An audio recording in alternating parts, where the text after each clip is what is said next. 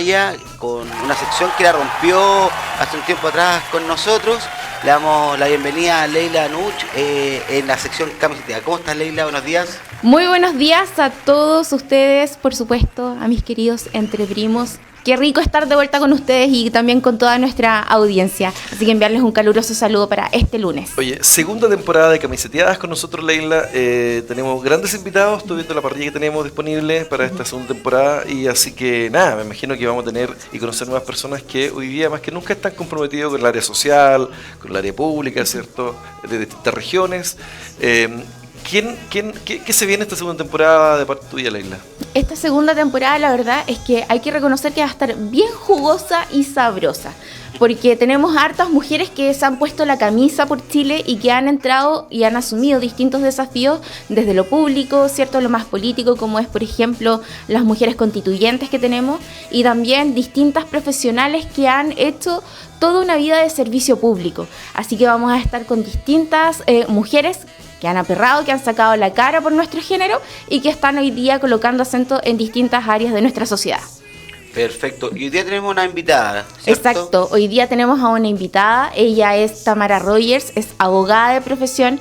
Ha estado por una infinidad de países haciendo verdadera vocación de servicio público. Así que queremos darle la bienvenida a nuestra queridísima Tamara.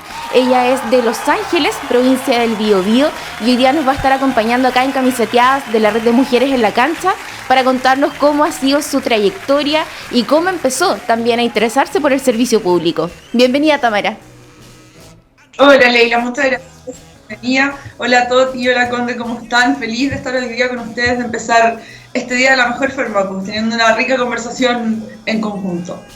Tamara, viendo tu currículum, claro, pasaste varios países capacitándote, especializándote en distintas áreas, me imagino.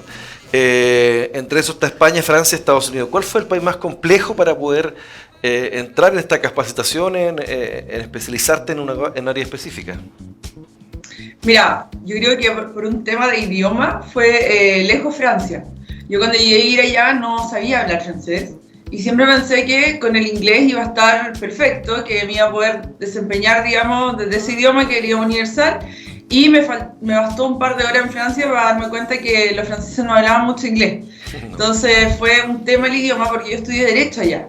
Yo me fui con un intercambio académico, la Unión Europea me dio una beca y lo más difícil fue lejos el idioma, tanto en la vida diaria como el idioma jurídico, porque estaba estudiando, como te digo, entonces el tener clases en francés y el desempeñarme en la vida diaria en francés fue complicado, pero se logró. Tamara, lo primero, ¿quién es Tamara Rogers? Porque ya nos adelantamos y dijimos es abogada, pasó por distintos países, pero ¿cómo fue todo este proceso y de dónde nace Tamara Rogers? Mira, yo soy la mayor de 3 hermanos, soy de la comuna de Los Ángeles. ¿De dónde nace estas ganas de estudiar Derecho? Yo cuando salí del colegio tenía este problema de que me gustaban muchas cosas, no sabía qué estudiar, pero no era porque no me gustaba nada, era al revés, me gustaban varias cosas. Y dentro de esas cosas, incluso estaba irme a la Fuerza Aérea, que fue lo que finalmente hice, me fui a la FACH. Y luego de la FACH, estando allá, lo que más me gustaba, yo estaba en la escuela oficiales, era justamente justicia militar. Y ahí dije, no, se me prendió una ampolleta a decir, lo mío es Derecho. Y fue así como terminé estudiando esta carrera, que hoy día es una herramienta, que tengo una de las tantas herramientas para justamente poder dedicarme al servicio público. Es una herramienta que me encanta además, porque creo que soy una bendecida de haber estudiado una carrera que realmente me gusta, me motiva y trabajo, digamos, con ganas todos los días. Así que básicamente de esa forma llego al mundo del derecho y luego, bueno, estudiando en la universidad es donde nacen estas becas para poder seguir estudiando en el extranjero, y ahí fue donde recorrí un par de países distintos entre sí y que me permitieron tener una mirada súper crítica, no solo del derecho chileno, sino también de nuestro país, porque ya tenía con qué comparar. Un poco cuando estaba acá tenía solo la realidad chilena, y cuando salí pude ver que había otras realidades, otras formas de hacer las cosas, y eso te da una mirada mucho más crítica, que hoy día también me permite tener ideas para poder mejorar las cosas, porque hay lugares donde las cosas que tenemos que mejorar ya están funcionando. Entonces creo que tenemos que tener esa capacidad de copiar, adaptando obviamente a nuestra realidad, pero de tener ideas creativas para poder solucionar problemas, que de eso se trata. Ideas como cuáles, por ejemplo, Tamara. ¿Qué fue lo que más te impactó? De repente a lo mejor poder encontrar algunas similitudes o diferencias entre estos países y nuestra realidad local. Muchas veces los chilenos somos súper buenos para mirarnos el ombligo o para decir, oye, ¿sabes qué? En España las cosas se hacen de tal forma, podríamos implementarlas acá, pero eso también nos ha llevado a algunos éxitos, pero también a muchos fracasos. Entonces preguntarte así como, por ejemplo, en concreto, ¿qué? Por ejemplo, especializar las policías. Las policías que nosotros tenemos, en este caso Carabineros de Chile, Carabineros como un poco para todo.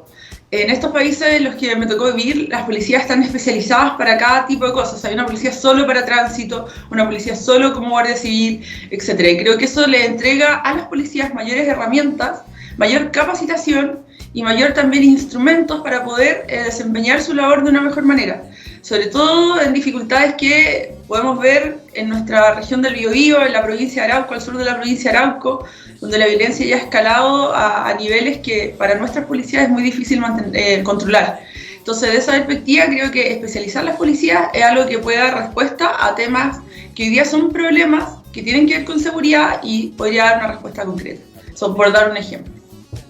Tamara, y también preguntarte un poco de las realidades sociales, haber estado también en distintos países, me parece en el fondo como súper enriquecedor, porque hoy día nos vemos en una sociedad en donde tenemos una inflación tremenda, producto de distintas decisiones políticas que se han tomado al respecto, y vemos cómo también nuestra calidad de vida en algún momento ya se está empezando a complicar. Por ejemplo, tenemos distintos créditos hipotecarios que están afectando a la clase media porque ellos pagan sus créditos en UF. Entonces de repente hay como distintas similitudes. Desde tu punto de vista como profesional, como abogada, pero también como servidora pública y con una vocación política bastante clara, ¿cómo crees tú que debiésemos de sortear un poco los desafíos que se nos vienen a futuro en nuestro país? Mire, yo creo que primero ese punto que tocaste lo creo muy importante y creo que es algo de lo que tenemos que empezar a conversar. Nosotros pagamos los créditos hipotecarios en UF, eso ya tiene que parar. Tenemos que empezar a pagar los créditos denominativos como lo hacen la gran mayoría de los países en el mundo, porque de esa forma el precio del dinero que va variando, obviamente el valor del dinero va variando, es una carga que se comparte entre quien solicita el crédito hipotecario y quien otorga el crédito hipotecario, que en este caso es una institución financiera. Hoy en día, teniendo crédito en UF, esa carga, esa diferencia en el valor del dinero solamente la soporta quien solicitó el crédito hipotecario, en este caso quien paga el dividendo, y eso afecta al bolsillo directamente de las familias de clase media. Entonces una forma de alivianar el tema y también de dar mayor acceso a la vivienda. Ahora, ¿qué mirada tenemos que tener para poder avanzar? Tiene que ser una mirada de futuro en el sentido de entender que las políticas públicas que hoy día estamos tomando y hoy día estamos decidiendo van a tener un impacto en el futuro. Si nosotros no miramos las políticas públicas de esa forma y las miramos cortoplacistas, va a ser muy difícil que podamos tener los cambios que realmente necesitamos, que podamos lograr los cambios que realmente necesitamos.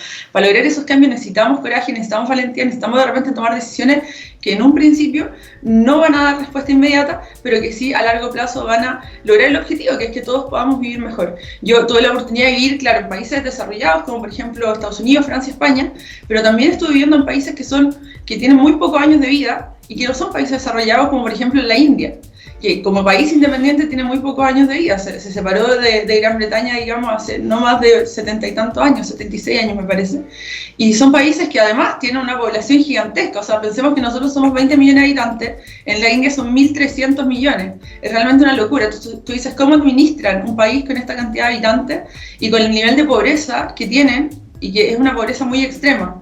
Entonces, empezar a ver cómo funcionan las cosas allá y entender que muchas autoridades indias han entendido que la única forma de avanzar es justamente con políticas públicas que tengan esta mirada de futuro, y que es lo que finalmente le ha dado buenos resultados para ir subiendo, digamos, en los índices que tienen que ver con la calidad de vida de las personas. Sí, creo que esa es la mirada que tenemos que tener, políticas públicas que miren hacia el futuro y que pongan al ser humano en el centro y entiendan que el Estado está para servir a la persona. Tamara, el Estado tiene que estar al servicio de la persona. Dime. Bueno, esto lo vengo escuchando que tengo desde que partí votando, cuando tenía 18 años, o sea, hace 10 años atrás. Y qué se ríen? ¡Qué frescura! No puedo creerlo que Y, escuche eso. o sea, hace mucho rato que venimos escuchando lo mismo, ¿no? Pero, ¿qué pasa? ¿Por qué en Chile esto no puede cambiar? Porque da la sensación, y me pregunto, yo tengo una sensación muy particular y es que lo veo tan complejo que esto cambie, porque hay un tema también de idiosincrasia, como que parte también un concepto de honestidad y ética que en Chile no existe en el mundo político, porque perdónenme, pero no existe, ¿ya? Entonces, ¿qué se puede hacer bajo tu mirada después de haber tenido esta experiencia de estar en distintos países? Mira, yo creo que tú ahí en el clavo en algo súper importante. Yo la otra vez hice el ejercicio de ver debates presidenciales del año 99. No sé si se acuerdan de la elección Lagos-Lavín, que fue bien emblemática. Yo era chica, pero me acuerdo bien de esa elección porque fue súper comentada, fue como estado mucho tiempo en la opinión pública. Y los invito a ver eso que está en YouTube, porque se van a dar cuenta que las problemáticas sociales, sobre todo, que se tocan en ese debate, por no decir todas las problemáticas, son exactamente las mismas problemáticas que se tocaron en el último debate presidencial que tuvimos hace un par de semanas. Entonces ahí es donde uno se sienta y dice, pucha, ¿qué ha pasado? ¿Por qué en más de 20 años entonces no hemos podido dar respuesta a los mismos problemas que venimos hablando hace tanto tiempo? O sea, en el fondo tenemos identificado cuál es la problemática, pero no hemos podido dar respuesta. Entonces ahí vienen un montón de respuestas a la cabeza y uno dice, bueno, ¿será falta de recursos? ¿Necesitaremos más recursos para poder dar respuesta a esto? ¿O en realidad lo que nos está pasando hoy día en nuestro país es que los recursos que tenemos son los suficientes, pero el Estado es un pésimo administrador de esos recursos? Y siendo un pésimo administrador es lo mismo que si en la casa el jefe o la jefa de hogar, con el dinero que tiene, con los recursos que tiene para pasar el mes, se los gastara en cosas que realmente no son las necesarias para que la casa pueda avanzar en el sentido de tener la alimentación correspondiente, tener, qué sé yo, la aislación térmica, el techo que corresponde, etc. Y yo creo que va por ahí la respuesta. Yo creo que hoy día nosotros tenemos un Estado que administra muy mal los recursos que tenemos y ese es el motivo principal por el cual no hemos podido avanzar.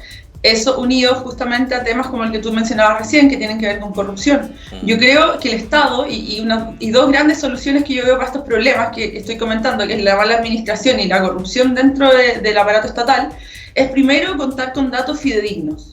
Nosotros hoy día en Chile no tenemos una central de datos. Yo imagino como un ministerio de datos, algo así, que finalmente te diga efectivamente cuántos chilenos somos primero. Segundo, quiénes son las personas que están bajo la línea de la pobreza, quiénes están en qué porcentaje en el registro social de hogares, pero que realmente tengamos datos fidedignos de cuántas personas perdieron empleo, por ejemplo, en pandemia. Hoy día tienes un Ministerio de Economía que te dice una cosa y puede haber un Banco Central que te dice otra. Entonces, finalmente, quienes toman las decisiones en este país las toman un poco improvisando con qué datos serán los fidedignos. Los datos que manejan las municipalidades, que están directamente en contacto con la gente, con los barrios, con las juntas de vecinos.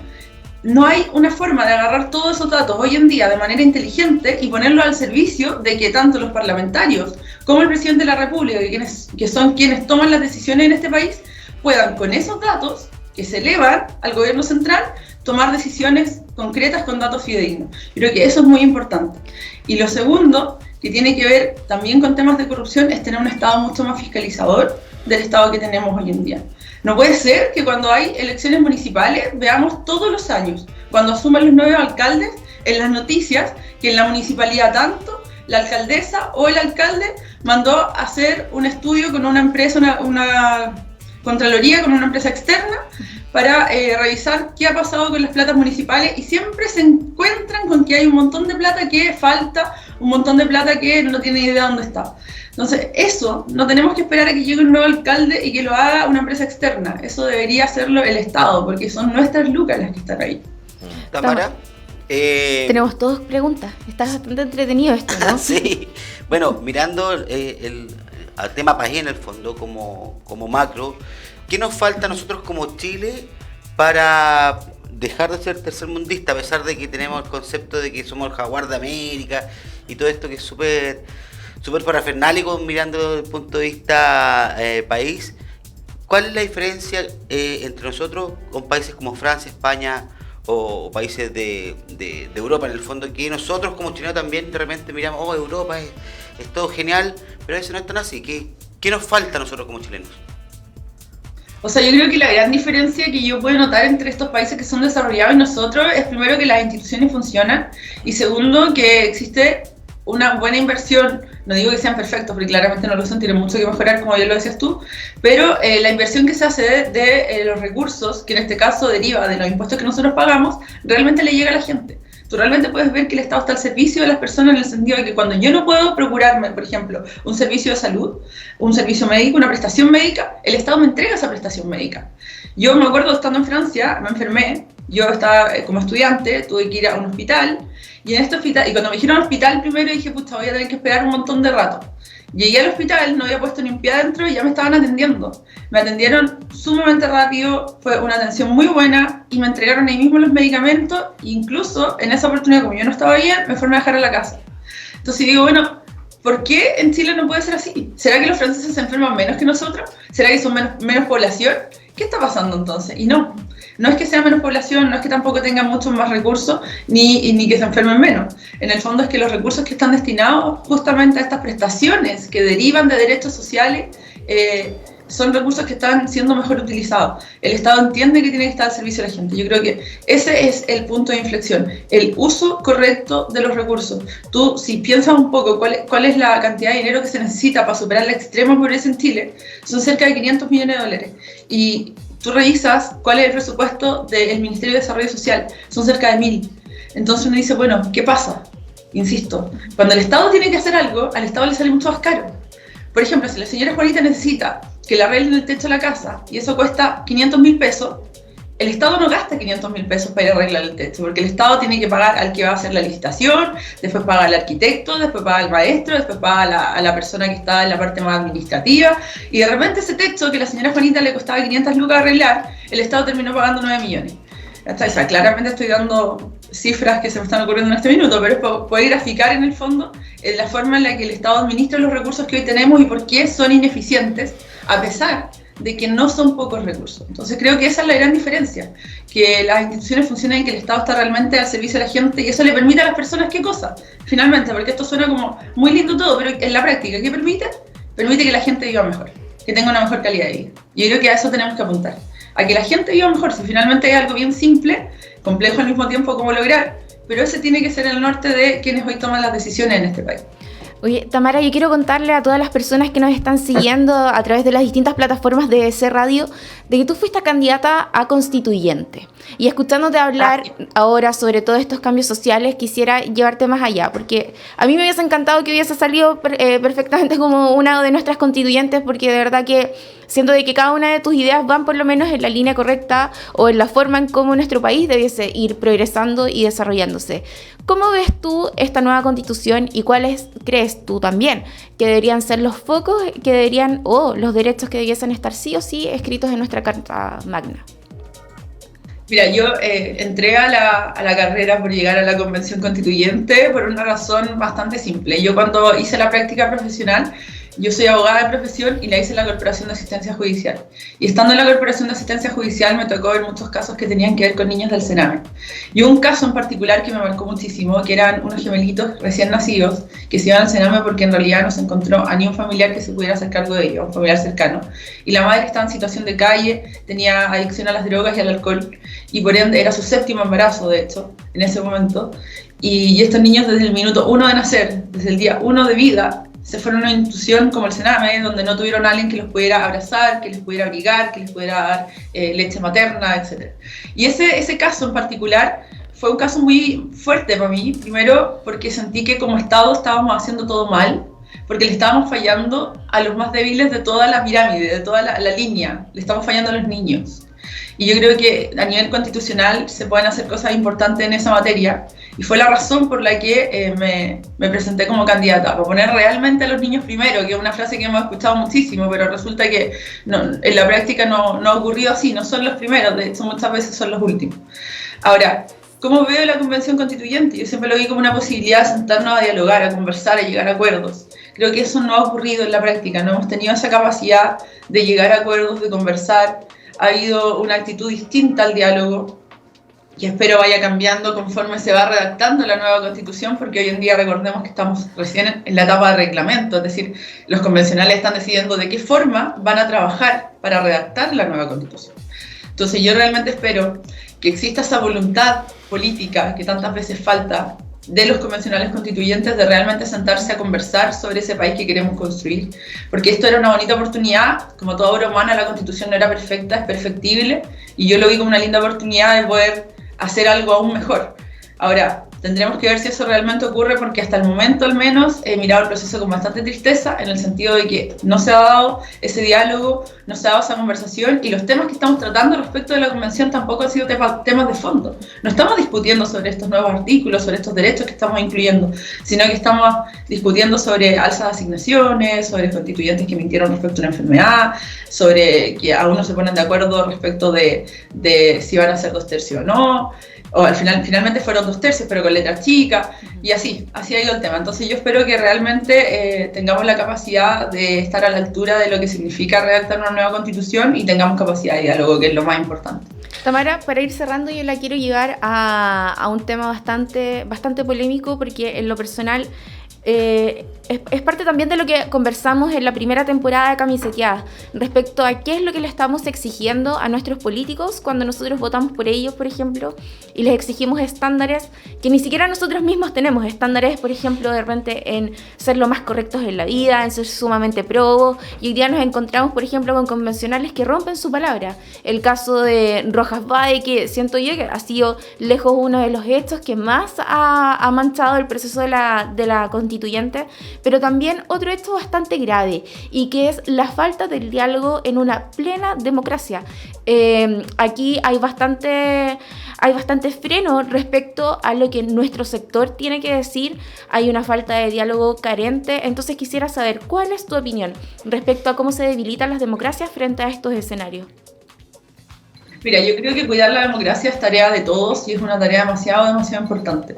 Ahora, cuando tú hablas de qué les exigimos a la clase política, yo creo que eso es muy importante, porque cuando tú revisas la Constitución y ves cuáles son los requisitos para acceder a cargos públicos tan importantes como ser consejero regional, ser diputado, senador, presidente de la República inclusive, te das dando cuenta que no hay muchos requisitos de fondo, sino son más requisitos respecto de la edad, de haber terminado ciertos estudios, etc.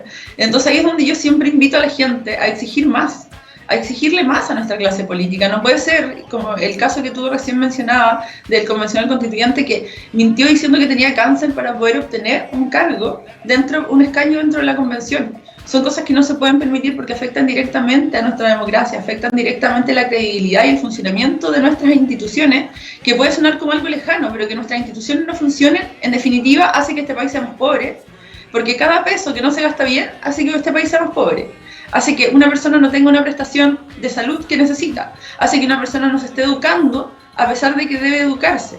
Entonces, lo que ocurre cuando nuestras instituciones no funcionan, lo que ocurre cuando nuestros políticos no hacen la pega, no les afecta a ellos directamente, les afecta a la gente. Y desde esa perspectiva todos tenemos que tener la capacidad justamente de exigir más de nuestra clase política, de elevar esas exigencias y esperar no solamente que cumplan con requisitos de edad o requisitos de estudio, sino que realmente sean personas que entiendan el servicio público como lo que es.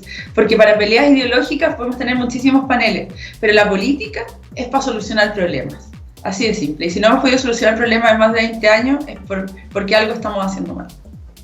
Tamara, te queremos agradecer esta entrevista, esta conversación, tener una mirada distinta en base a la experiencia, en tu caso, los viajes que has tenido, ¿cierto? Y estar viviendo en otros lugares que, claro, nosotros pudiéramos pensar que estamos bien de repente, o hasta a veces estamos mal, y es la verdad que no nos falta mucho para estar en un país desarrollado. Yo creo que al fin y al cabo se reduce, a mi gusto, como lo que entendí lo que tú nos explicabas, es que tenemos que cambiar un poco también nuestra ética como persona, como bien lo dice Leila, pero también a nivel político. Yo creo que por ahí está la gran diferencia. Si tuviésemos una buena ética, los recursos se administrarían bien, ¿cierto? Tendríamos personas capaces, de verdad, tomando un cargo público, menos operadores políticos, menos personas que... Yo no puedo entender hoy día que tengamos un candidato presidencial que no tenga experiencia laboral.